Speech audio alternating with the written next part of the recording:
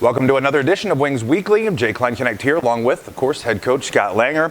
Coach, exhibition weekend here at the Odie Ice Center against the Austin Bruins. Friday night, a 2-0 win over Austin.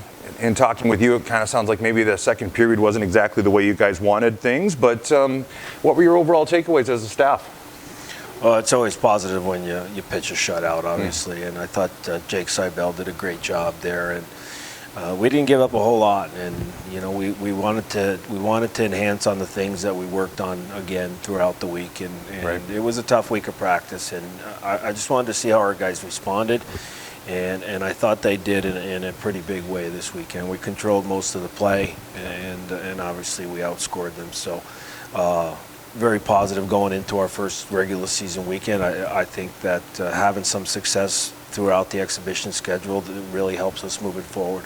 Without a doubt. Saturday night, of course, a 7-3 win, a real strong second period, offensive explosion, really. At least one goal that they scored was fluky. It looked like maybe a goaltender got tangled up behind the net or something. Anyway, what did you guys think of Saturday night's game? Well, it was that second period where we tend to have off period. Mm-hmm. It's not usually our best period for some reason, and we're working on that. But I thought our guys came out of the locker room and tipped the rink really quick in that period. And obviously the way we were forechecking and getting on their D and not allowing those guys to even break pucks out was a huge thing. So it was a real workmanlike period for our guys, and they turned the puck over and we made them pay, which is kind of how we play. And it was definitely a fun, exciting period, and it showed that our guys can score and can really get on teams when they're working. Without a doubt.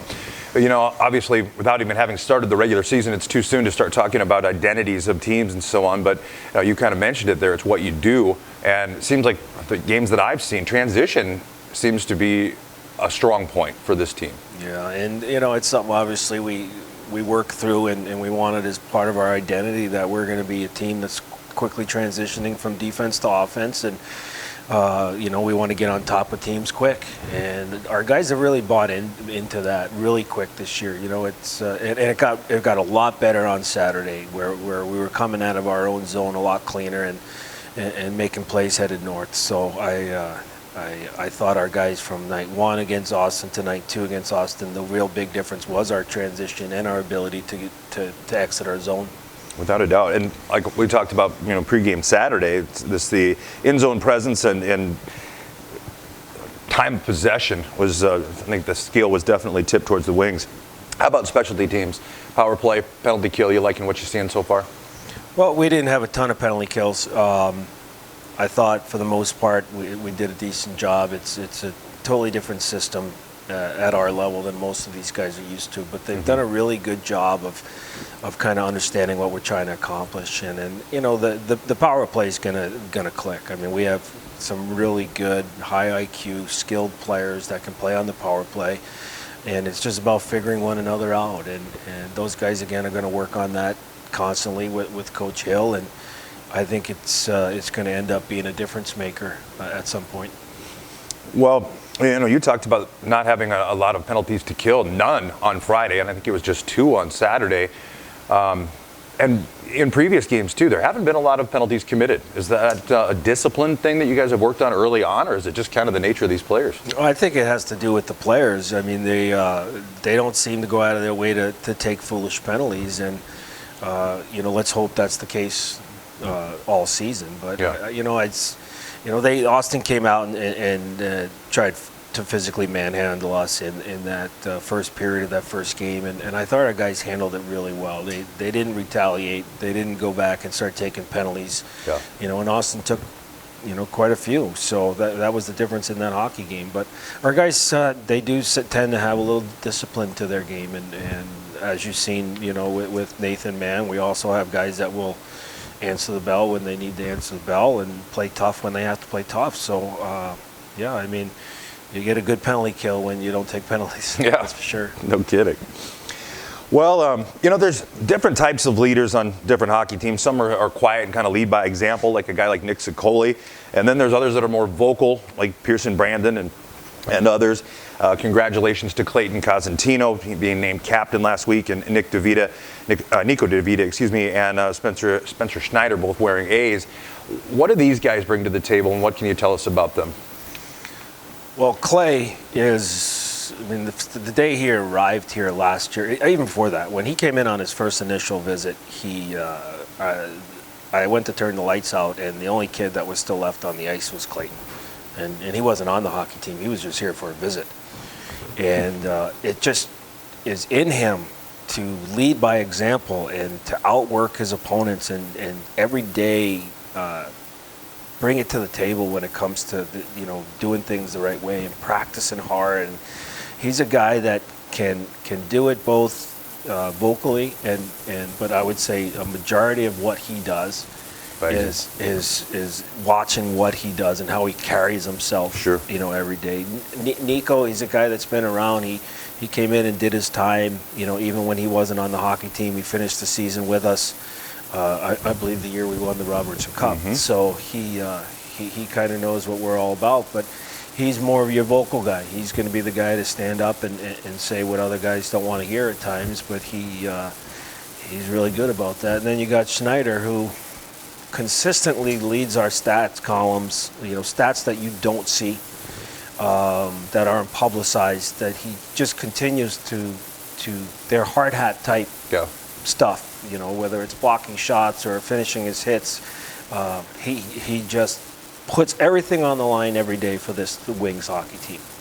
And I think those three guys, they've learned from some of the best too, with the guys that moved on last year. But this is a good group of leaders, and we're going to work together, the staff and the leaders, to be a great leadership corps.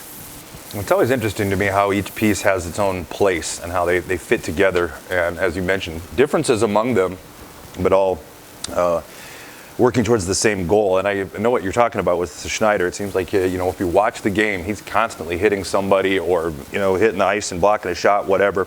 A grinder kind of guy for sure.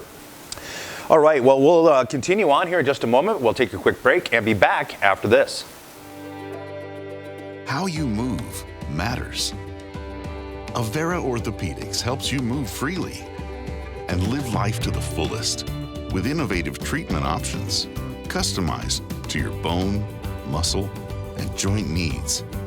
Whether you suffer from aches, breaks, tears, or dislocations, turn to the orthopedic team experienced in treating every body. All right, as we continue on with Wings Weekly, Coach, the week that was, we've talked about a little bit, and the exhibition season now over. The regular season coming up this weekend against the St. Cloud Norsemen. Does the routine and schedule of practice and meetings and all that kind of stuff change at all now that you're into the regular season? No, not at all. That's the whole purpose of your training camp and your exhibition schedule, is to get on the same routine and understand the expectations, when it gets to Friday at 7:15 Sure. and the build up and what it takes to get to that point. But no, I would say that this whole thing that we kind of put together this year with the amount of exhibition games in our training camp and kind of the length of everything has led us up to the point where we're ready for that puck to drop on Friday night. Obviously, we have to have a really good week of practice, and we're going to work on that. But we're going to prepare now. I guess the only difference is we have the ability to pre-scout a team like the Norsemen. So. And I'm sure they're going through our 6 games and pre-scouting us. But we have the ability to kind of do some things in practice that will hopefully work against St. Cloud. Well, and it's something we talked about last week about the practices during the camps or during training camp and so on is all about you, as you just mentioned. Now you do have an opponent that you can prepare for, and which brings me to my next question, which is, I've heard that the Norsemen were pretty busy on the off-season or in the off-season making some changes and trades and so on. Of course, the new head coach. What do you know about the Norsemen, and what do you expect from them? Well, I mean, their coach is a highly decorated hockey guy. He's there's no secret he played in the National Hockey League, but his coaching as well. He's won a Robertson Cup in this league, so he knows what it takes to win hockey games, that's for sure. I'm sure they're going to be a disciplined team that plays extremely hard. And, we'll have to be ready for St. Cloud. They had a good tune-up this weekend with the country's best U18 team. That's going to probably have their whole team drafted in the National Hockey League. So those guys will be up to speed. They're gonna come in here ready to play, and they're going to be excited too. They've only played a couple games, so. But we're at home, and our expectations aren't going to change. We're here to take points now, and we're going to play the guys on our lineup that help us take those points. Absolutely. Well, I know Austin's going to be taking on Team USA here this week too, the U18 Team USA, as you just mentioned. And I kind of was watching some of those stats. That, like you said, St. Cloud played them pretty well, and that's a very good hockey team. All right, well, again, we have the St. Cloud Norsemen coming to the ODI Center to kick off the regular season this Friday and Saturday night. And again, that's the 9th and 10th. Regular season home opener weekend, $15 corporate area bar stools, $14 reserved seats, and $12 general admission seats are on sale at Aberdeen Wings. Oh, wait. At tickets.aberdeenwings.com. Don't forget that part, tickets.aberdeenwings.com. $10 general admission tickets are on sale now at any of the 4 Sea Express locations in Aberdeen with an additional purchase. Doors open for all Wings home games at 5:30, and the puck always drops at 7:15. Corporate night sponsorships are available for the 2020-2021 season. Call Aaron at 605-380-5852 for more information. And of course, as always, for all the latest news and information on the Wings, visit aberdeenwings.com or follow us on Facebook, Twitter, and on Instagram. And Coach, thanks so much for taking some time to talk with us and let people know what the week looks like. And best of luck against St. Cloud. Thanks, Jay. All right, folks, thanks for listening and watching. That'll do it for this week's Wings Weekly.